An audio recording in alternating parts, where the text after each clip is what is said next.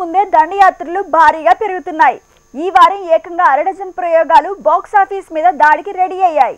బాలయ్య, రవితేజ, విజయ్ దళపతి ముగ్గురు దసరా మీద దండెత్తుతుంటే ఈలోపు ఊపేసేందుకు కనీసం డజన్ మూవీలు రెడీ అయ్యాయి.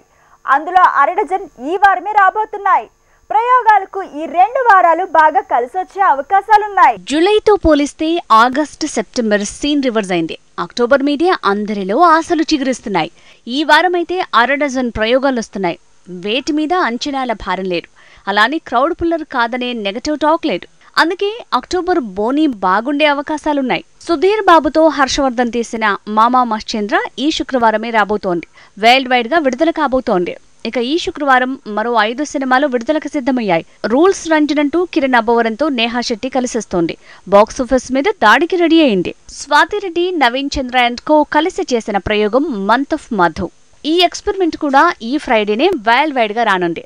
దసరాకు బాలయ్య అండ్ కో దరవేయబోతుంటే కనీసం 3 వారాల ముందు దొరికిన ఫ్రీ టైంలో ప్రయోగాత్మక చిత్రాలు థియేటర్స్ వైపు క్యూ కట్టాయి.